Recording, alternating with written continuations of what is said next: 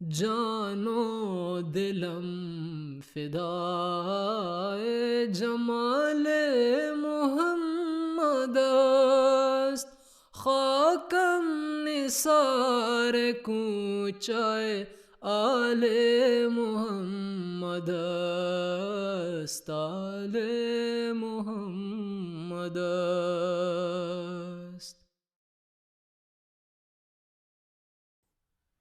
بسم اللہ الرحمن الرحیم۔ السلام علیکم ورحمۃ اللہ وبرکاتہ۔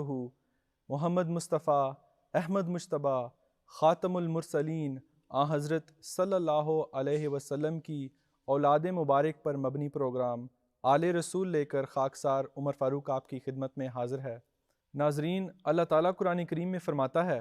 اے اہل بیت، یقیناً اللہ چاہتا ہے کہ تم سے ہر قسم کی آلائش دور کر دے اور تمہیں اچھی طرح پاک صاف کر دے۔ اس آیت میں اللہ تعالیٰ نے ازواج مطہرات نبی کریم صلی اللہ علیہ وسلم کو مخاطب کرتے ہوئے اہل بیت کا لقب استعمال کیا، اور پھر حضرت ابراہیم علیہ السلام کے بارے میں جب ذکر آتا ہے کہ اللہ تعالیٰ نے ان کو فرشتوں کے ذریعہ بڑھاپے میں اولاد کی خوشخبری دی، تو ان کی زوجہ کے متعلق قرآن کریم میں یہ ذکر آتا ہے، اے اہل بیت، کیا اللہ کے فیصلہ پر آپ تعجب کرتی ہیں؟ اللہ کی رحمتیں اور برکتیں آپ پر ہوں۔ اس سے ہمیں معلوم ہوتا ہے کہ قرآنی محاورے کے مطابق اہل بیت سے مراد انبیاء علیہم السلام کی ازواج ہوتی ہیں، لیکن اس اصطلاح کو وسعت دے کر انبیاء کے اہل خانہ اور آل بھی اس اصطلاح میں شامل کیے جا سکتے ہیں، جیسا کہ حضرت صلی اللہ علیہ وسلم نے خود کیا جب سورہ احزاب کی آیت نمبر 34 نازل ہوئی، جو حضرت صلی اللہ علیہ وسلم کے اہل خانہ کے بارے میں تھی، ازواج کے بارے میں تھی اور اہل بیت کے بارے میں تھی۔ حضرت صلی اللہ علیہ وسلم نے حضرت علی رضی اللہ عنہ، حضرت فاطمہ رضی اللہ عنہ اور حضرت حسن اور حسین رضی اللہ عنہما کو اکٹھا کر کے ایک چادر کے تلے اللہ تعالیٰ سے یہ فرمایا کہ اے اللہ، یہ بھی میرے اہل بیت ہیں۔ اور حضرت اقدس مسیح موعود علیہ السلام کی تحریرات سے بھی معلوم ہوتا ہے کہ جو اہل بیت ہوتے ہیں ان کی تکریم اور تحریم ہمارے لیے بہت ضروری ہے۔ جی، حضرت اقدس مسیح موعود علیہ السلام اس زمانہ کے حکم و عدل کی حیثیت سے، جہاں آپ نے اسلام کے اور بہت دوسرے کئی مسائل ہم پر واضح کیے، وہاں حضور صلی اللہ علیہ وسلم کے جسمانی اور روحانی اولاد کا بھی مقام واضح فرمایا، اور اس امر کو آپ نے پیش کیا کہ حضور صلی اللہ علیہ وسلم سے جسمانی تعلق رکھنے والوں کا مقام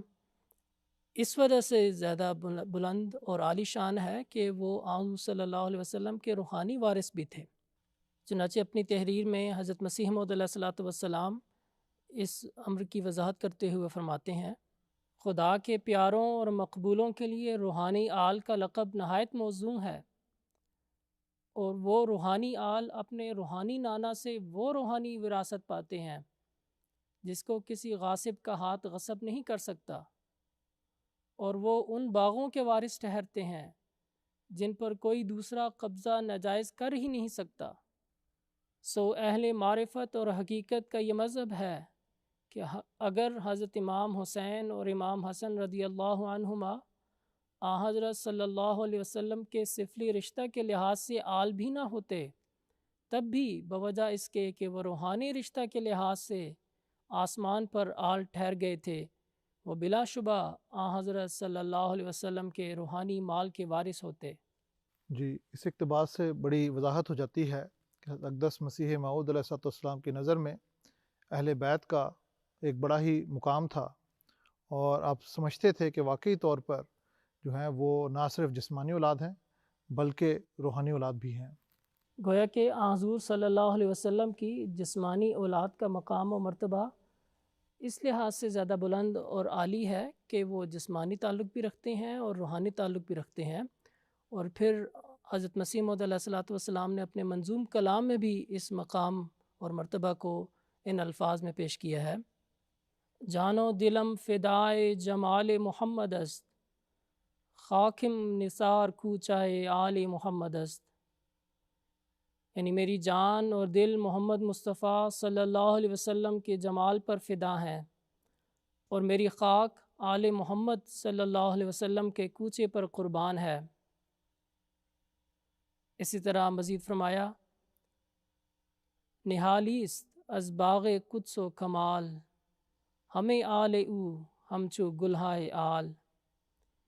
یعنی وہ حضرت محمد صلی اللہ علیہ وسلم کی پاکیزگی اور کمال کے باغ کا ایک درخت ہے، اور اس کی سب آل گلاب کے پھولوں کی طرح معطر ہے۔ جی، ان اشعار میں واقعی حضرت اقدس مسیح موعود علیہ السلام کی آل محمد صلی اللہ علیہ وسلم سے محبت کی ایک جھلک جو ہے بڑی واضح نظر آتی ہے۔ اس سے ملتا جلتا واقعہ بھی آپ لوگوں کے ذہن میں ہوگا کہ جس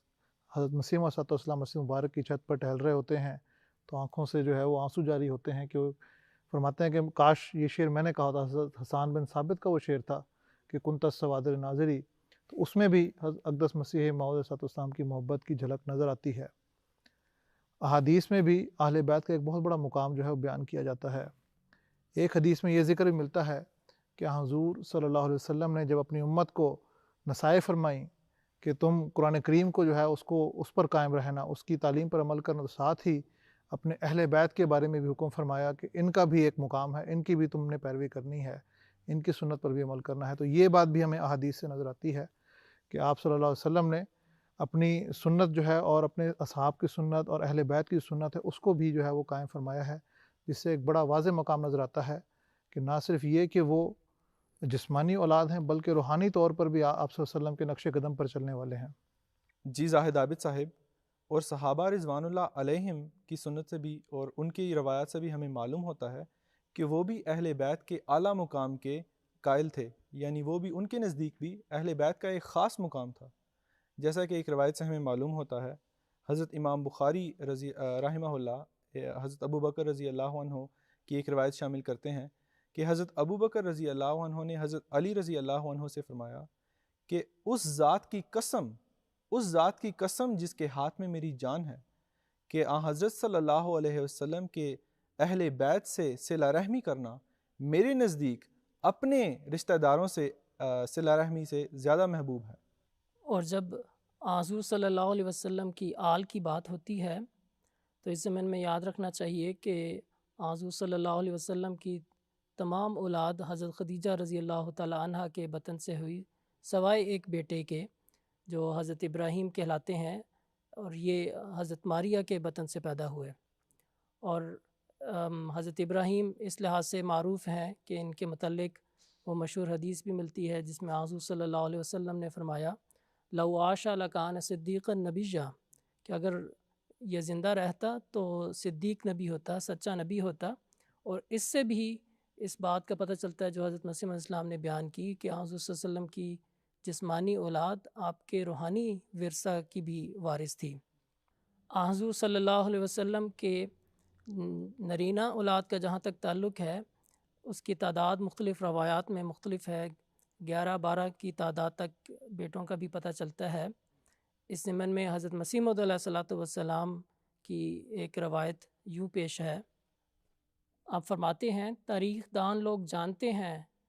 کہ آپ کے گھر میں 11 لڑکے پیدا ہوئے تھے اور سب کے سب فوت ہو گئے تھے، اور آپ نے ہر ایک لڑکے کی وفات کے وقت یہی کہا کہ مجھے اس سے کچھ تعلق نہیں، میں خدا کا ہوں اور خدا کی طرف جاؤں گا۔ ہر ایک دفعہ اولاد کے مرنے میں جو لخت جگر ہوتے ہیں یہی منہ سے نکلتا تھا کہ اے خدا، ہر ایک چیز پر میں تجھے مقدم رکھتا ہوں، مجھے اس اولاد سے کچھ تعلق نہیں۔ کیا اس سے ثابت نہیں ہوتا کہ آپ بالکل دنیا کی خواہشوں اور شہوات سے بے تعلق تھے اور خدا کی راہ میں ہر ایک وقت اپنی جان ہتھیلی پر رکھتے تھے؟ جی، اقدس مسیح موعود علیہ السلام کے اس اقتباس سے بھی یہ بات واضح ہوتی ہے کہ حضور صلی اللہ علیہ وسلم نے جب بھی غم اور مصائب کا سامنا کرنا پڑا اس میں بھی آپ اللہ تعالیٰ کی رضا سے ہی راضی رہے، اور یہی چیز آپ نے اپنے اہل خانہ کو بھی سکھائی۔ اور ہمیں پتہ چلتا ہے کہ جو آپ کی تمام نرینہ اولاد ہوئی وہ حضرت خدیجہ رضی اللہ عنہا سے ہوئی، سوائے حضرت ابراہیم کے، جیسا کہ پہلے ذکر کیا گیا۔ اور حضور صلی اللہ علیہ وسلم کے نمونے کو دیکھتے ہوئے حضرت خدیجہ رضی اللہ عنہ نے بھی کمال صبر کا نمونہ دکھلایا۔ اور جو بعض نام ہمیں ملتے ہیں سیرت اور احادیث کی کتب میں، ان میں سب سے اول تو قاسم صاحبزادہ قاسم کا نام ملتا ہے، جس کی وجہ سے حضرت صلی اللہ علیہ وسلم کی کنیت بھی ابو القاسم تھی۔ تو یہ حضرت صلی اللہ علیہ وسلم کے سب سے پہلے صاحبزادے تھے۔ اور ان کے علاوہ بھی ہمیں بعض نام ملتے ہیں جیسا کہ عبداللہ، طاہر اور طیب، لیکن ان روایات میں بعض اختلافات بھی ہیں کہ کچھ کہتے ہیں کہ بعض جو حضرت صلی اللہ علیہ وسلم کے صاحبزادے تھے وہ توام پیدا ہوئے، اور بعض میں پتہ چلتا ہے کہ نہیں، وہ علیحدہ علیحدہ یعنی مختلف اوقات میں پیدا ہوئے تھے۔ بہرحال ایک چیز بار بار واضح ہوتی ہے کہ حضرت صلی اللہ علیہ وسلم نے اپنی توجہ اللہ تعالیٰ کی طرف رکھی اور اللہ تعالیٰ کی رضا پر راضی رہے، اور یہی چیز اپنے اہل خانہ کو بھی سکھائی۔ لیکن ایک مرتبہ جو کہ طبی امر ہے، وہ حضرت قاسم کی وفات پر غمگین بھی تھیں، تو گھریلو گفت و شنید میں ایک مرتبہ کہنے لگیں کہ یا رسول اللہ، کیا ہی اچھا ہوتا کہ قاسم اپنی رضاعت کی عمر تو پوری کر لیتے، یعنی جو قرآن مجید کے مطابق 2 سال بنتی ہے،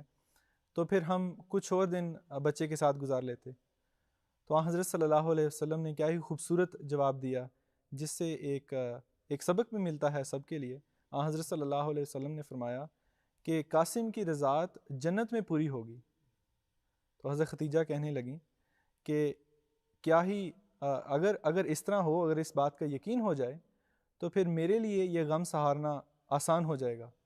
تو حضرت صلی اللہ علیہ وسلم نے فرمایا کہ اگر تم چاہو تو میں اللہ تعالیٰ سے دعا فرماؤں گا اور اللہ تعالیٰ تمہیں اس کی آواز سنا دے گا، جس سے تمہیں یقین ہو جائے گا کہ اس کی رضاعت کی تکمیل جنت میں ہوگی۔ لیکن حضرت خدیجہ جو خود ایک ایمان کے بڑے اعلیٰ منصب پر فائز تھیں، کہنے لگیں کہ یا رسول اللہ، میں اللہ اور اس کے رسول کی بات پر پورا یقین کرتی ہوں اور اس کی تصدیق کرتی ہوں۔ اسی طرح جس طرح آپ نے ابھی صاحبزادہ قاسم کا ذکر فرمایا، جب صاحبزادہ ابراہیم کی بھی وفات ہوئی، اس موقع پر بھی جو ہے حضور صلی اللہ علیہ وسلم نے کمال صبر کا جو ہے مظاہرہ فرمایا۔ روایات سے معلوم ہوتا ہے کہ صاحبزادہ ابراہیم جو ہے وہ 8 ہجری میں پیدا ہوئے۔ آپ کا جو ہے 7ویں دن نام رکھا گیا اور ساتھ عقیقہ بھی کیا گیا۔ آپ کی وفات جو ہے وہ 10 ہجری میں ہوئی۔ جب آپ کی وفات ہوئی تو حضور صلی اللہ علیہ وسلم نے جسد مبارک اپنی گود میں لے لیا اور بوسہ دیا، تو آپ کی آنکھوں سے آنسو جاری ہو گئے۔ تو حضرت عبد الرحمن بن عوف رضی اللہ عنہ نے حضور صلی اللہ علیہ وسلم سے پوچھا کہ یہ آنسو کیسے؟ جس پر حضور صلی اللہ علیہ وسلم نے فرمایا کہ عبد الرحمن، یہ تو اللہ تعالیٰ کی رحمت کی وجہ سے ہیں۔ پھر آپ صلی اللہ علیہ وسلم فرماتے ہیں کہ ان العین تدمع والقلب یحزن ولا نقول الا ما یرضی ولا نقول الا ما یرضی ربنا وَإِنَّا یا ابراہیم بفراقک لمحزونون۔ حضور صلی اللہ علیہ وسلم فرماتے ہیں کہ ہماری آنکھیں تو اشک بار ہیں، یعنی کہ آنسو بہہ رہے ہیں، اور ہمارا دل جو ہے غمگین ہے، لیکن ہم ایسی کوئی بات نہیں کہیں گے سوائے اس کے کہ اس سے ہمارا خدا راضی ہو جائے، اور اے ابراہیم، ہم تیرے جدائی سے بہت غمگین ہیں۔ تو آپ حضور صلی اللہ علیہ وسلم کو بے حد غم تھا اپنے اس بیٹے کی وفات کا۔ ناظرین کرام، جیسا کہ آپ نے دیکھا اور سنا، اہل بیت کی تکریم اور ان کا عزت کرنا قرآن کریم سے بھی ثابت ہے اور احادیث سے بھی ثابت ہے۔ نیز صحابہ رضوان اللہ علیہم اجمعین نے بھی ان کی بہت عزت کی، اور حضرت اقدس مسیح موعود علیہ الصلاۃ والسلام نے بھی یہ بارہا لکھا ہے کہ اہل بیت کی ہمیں انتہائی عزت کرنی چاہیے اور ان سے محبت کرنی چاہیے۔ ہم آخر پر اس پروگرام کا اختتام حضرت اقدس مسیح موعود علیہ الصلاۃ والسلام کے ان بابرکت الفاظ سے کرتے ہیں۔ آپ علیہ السلام فرماتے ہیں، افاضۂ انوار الہی میں محبت اہل بیت کو بھی نہایت عظیم دخل ہے، اور جو شخص حضرت احدیت کے مقربین میں داخل ہوتا ہے وہ انہی طیبین طاہرین کی وراثت پاتا ہے، اور تمام علوم و معارف میں ان کا وارث ٹھہرتا ہے۔ اللہم صلی علی محمد و آل محمد وبارک وسلم انک حمید مجید، وآخر دعوانا ان الحمد للہ رب العالمین۔ السلام علیکم ورحمۃ اللہ وبرکاتہ۔ جانو دلم فدائے جمال محمد است، خاکم نثار کوچہ آل محمد است۔ جانو دلم فدائے جمال محمد است، خاکم نثار کوچہ خلافت فصل گل بھی